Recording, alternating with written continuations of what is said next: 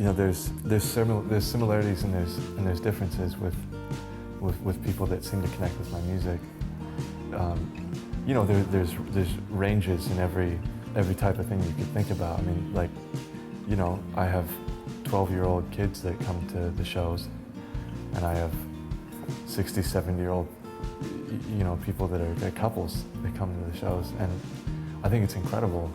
And it didn't, you know, that's stuff that to me I didn't understand at first, and the more I thought about it, the only conclusion that makes sense to me that I came up with was that everybody understands these things, loss and longing and, you know, disappointment and wanting to be healed or you know, not broken anymore.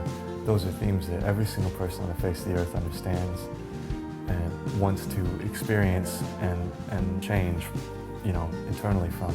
And I say this with humility, but with a little bit of boldness that I don't know that there's a lot of music and art that's really engaging people on that in a very direct manner. I mean, I hate to be corny about it, but I think it's a very unifying element.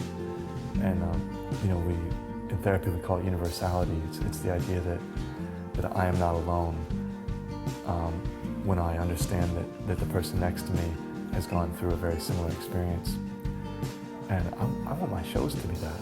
And I want my records to be that. I want people to feel like, you know, they can get through this because this guy did, or because somebody else did, or something, you know. And I want them to find hope in that.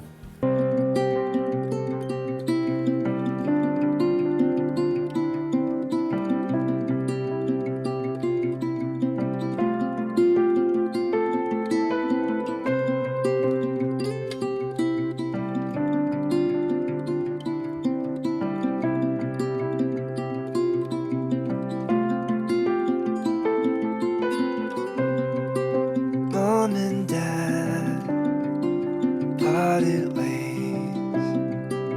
We were young and got good grades. The thing that I say, and I've concluded, is that music has been one of the most positive and one of the most negative forces in my life. And that's usually, it's not been the fault of music whenever I've fallen into bad times or bad things. It's been where I've been at in decisions that I've made. But it's been there at the decision point of the biggest things that have happened in my life. Music has always been there. To feel alone.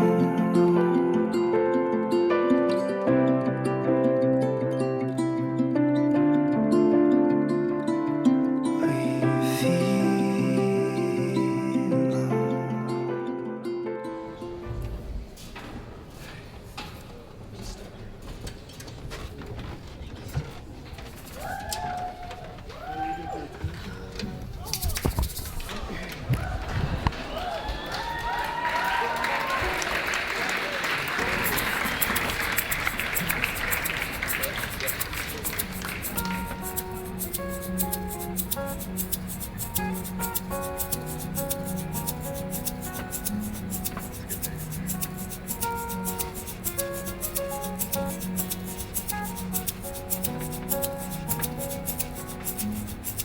Moonlight will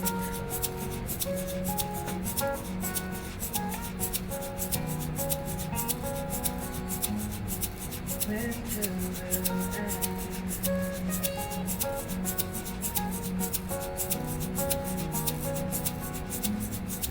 Harvest will come.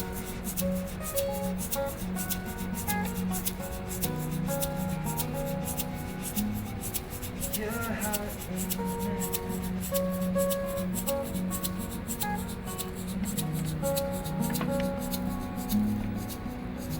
Good night.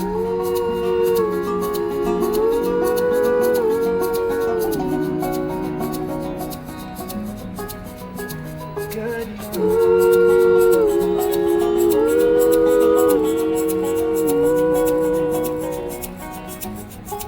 You will find love.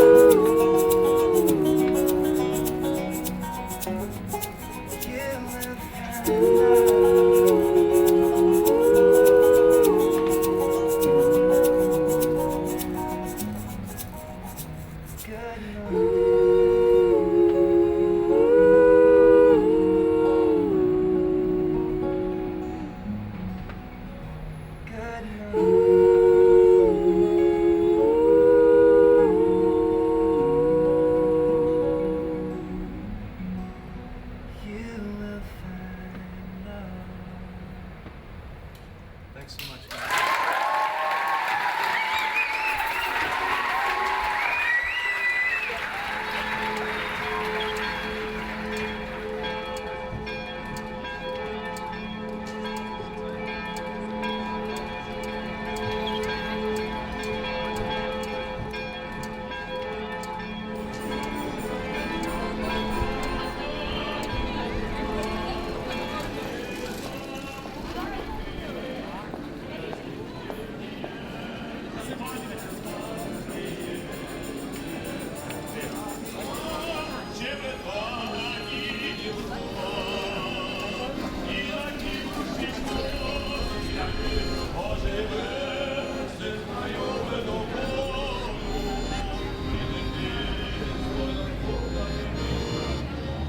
We were in Münster, Deutschland, Münster, Germany, and we showed up.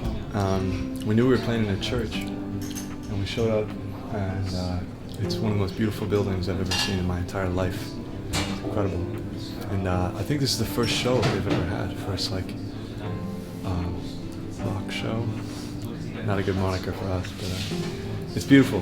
It's just a beautiful, beautiful building. And, yeah, kind of humbling to play in a place like this.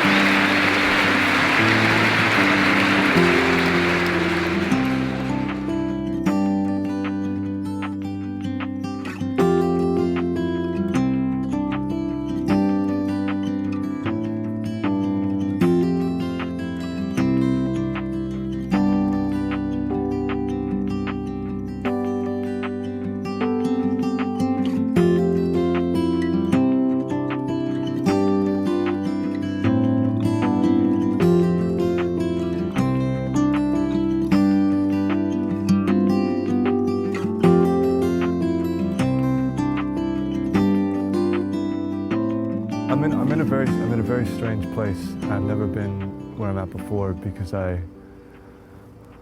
everything that I've written up to this point has been extremely pointed and purposeful and situational. You know, with the first record, with Ghosts, it was an exercise in clearing my head in order to become a therapist, and in order to become a good therapist and be able to reach out to other people.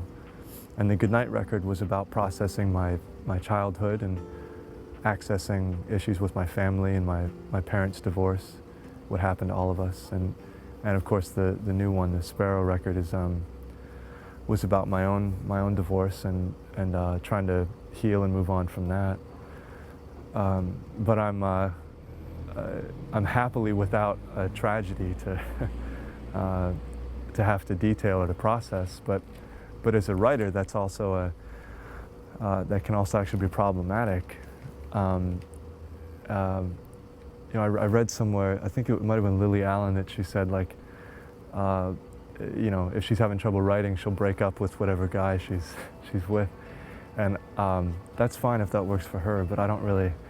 I've had enough things in my life. I don't want to invite any more trouble.